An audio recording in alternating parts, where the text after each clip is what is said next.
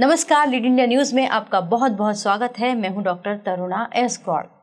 11 अगस्त को supreme court का एक फैसला आया स्ट्रे डॉग्स को लेकर, जिसमें जस्टिस जेबी पादरीवाला की अगुवाई वाली बेंच ने कहा कि दिल्ली के अंदर जितने भी कुत्ते हैं, आवारा कुत्ते, उन सबको उठाकर शेल्टर बंद कर दिया जाए। और इस काम के लिए उन्होंने दिल्ली शासन प्रशासन को 8 हफ्ते का समय दिया।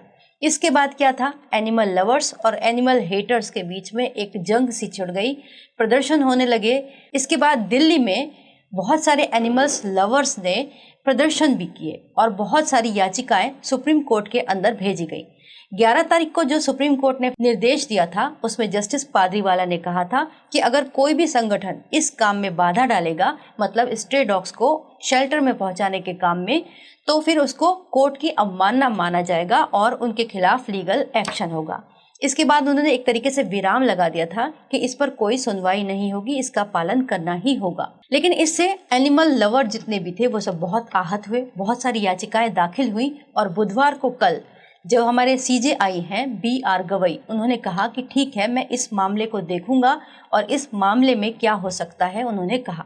इसके बाद इस मामले को, जिसमें कि ऐसा तय लग रहा था कि अब इसके ऊपर कोई सुनवाई नहीं हो सकेगी, उन्होंने इस मामले को स्पेशल बेंच को सौंप दिया, जिसके अंदर जस्टिस विक्रम नाथ, जस्टिस संदीप मेहता और जस्टिस NB अंजारिया थे। इनकी ये स्पेशल बेंच है। उन्होंने सभी पक्षों को आज सुना है। 14 अगस्त को उन्होंने ये सुना और सभी पक्षों को सुनने के बाद फैसला सुरक्षित रख लिया है कि इस पर क्या कहेंगे। सरकार की तरफ से जो पेश हुए उनमें सॉलिसिटर जनरल थे, उन्होंने अपनी तरफ से दलील दी कि यहाँ पर, यानी कि वो कह रहे थे जिन्होंने याचिकाएं दाखिल की हैं, कई ऐसे याचिकाकर्ता हैं या पशु प्रेमी हैं जो खुद मांसाहार करते हैं।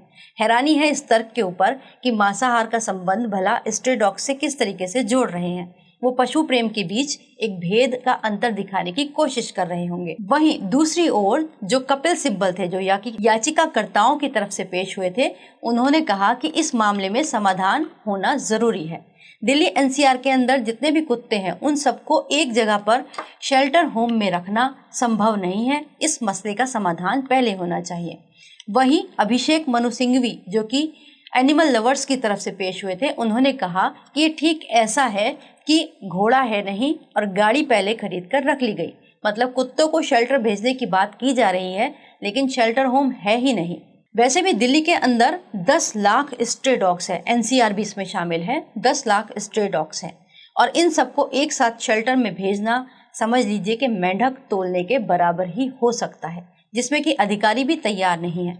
इस मामले में जस्टिस विक्रम नाथ ने, जो MCD की तरफ से अधिकारी पेश हुए थे, उनको भी फटकारा। उन्होंने कहा कि नगर निगम की निष्क्रियता के कारण क्या ये सब हो रहा है। असल में हुआ ये था कि 11 अगस्त को जो जस्टिस जेबी पादरीवाला ने निर्देश दिया था, वो सुओ मोटो लिया गया था। रेबीज से जो बच्चों को, कुत्तों के काटने के जो मामले बढ़े थे और रेबीज से मरने वाले जो लोगों का आंकड़ा बढ़ा, उसके बाद सुप्रीम कोर्ट ने सुओ मोटो लिया था। उसके बाद ये फैसला आया था। तो इसी पर जस्टिस ने, जो स्पेशल बेंच के जस्टिस हैं जो अब सुनवाई कर रहे हैं, उन्होंने कहा कि नगर निगम की निष्क्रियता इस मामले में क्या सबसे ज्यादा जिम्मेदार है, अधिकारियों को भी जिम्मेदारी उठानी होगी। वहीं एक्सपर्ट्स जो है इस मामले में, उनकी तरफ से एडवोकेट सिद्धार्थ दवे पेश हुए। उन्होंने कहा कि कुत्तों को उठाया जा रहा है, लेकिन कोई शेल्टर है ही नहीं। तो इन सब दलीलों को सुनने के बाद स्पेशल बेंच की, ये जो 3 जजों की बेंच थी, उसने इस मामले में फैसला सुरक्षित रख लिया है। तो फिलहाल जो एनिमल लवर हैं उनके लिए थोड़ी राहत की बात है, लेकिन इस फैसले के पीछे एक बहुत बड़ी वजह थी, जहां जस्टिस जेबी पादरीवाला ने कह दिया था कि अब कोई सुनवाई नहीं होगी, सीधे सीधे निर्देश देते हैं कि इसका पालन हो।